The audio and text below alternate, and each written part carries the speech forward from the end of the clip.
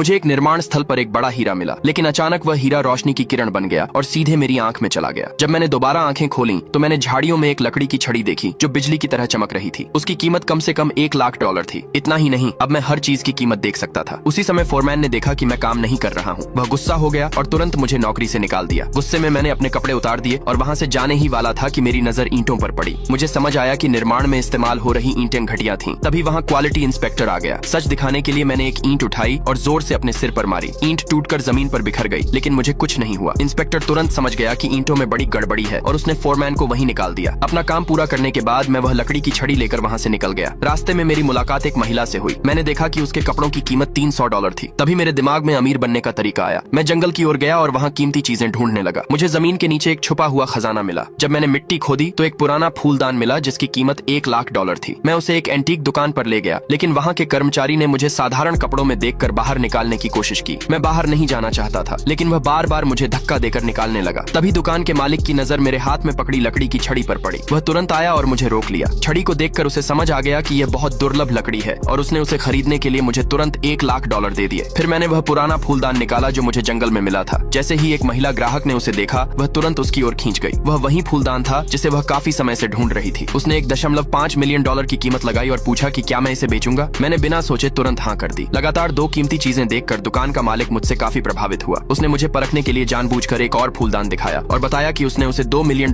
में खरीदा है और बड़े गर्व से उसे दिखा रहा था। लेकिन मैंने देखते ही समझ लिया कि वह फूलदान नकली है।